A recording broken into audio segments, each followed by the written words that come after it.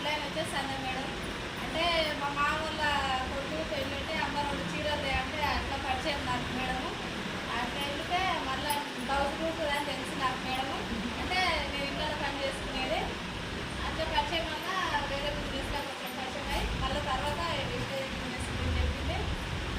ఎందుకు గురించి అనేది నేను బిజినెస్లోకి వచ్చిన తర్వాత నాకు విద్యాసంలో రానుంటే అట్లా వాడడం వల్ల నేను 2 లక్షల ఖర్చు పెట్టుకున్న బయట 8 సంవత్సరాలు అయింది. నాకు తక్కువ కాలేదు.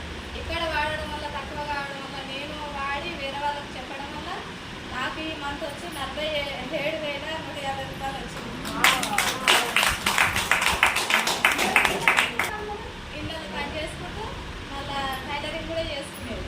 మళ్ళీ ఇంకా టైం దొరికితే ఇంకా పిల్లలకి ఒక 10 రూపాయలు అన్న ఏమైనా ఇవ్వచ్చు అన్నట్టు ఏమేమి కోసం మేడం దగ్గరికి వెళ్ళిన అప్పుడు ఎంత ఇన్కమ్ వచ్చేది?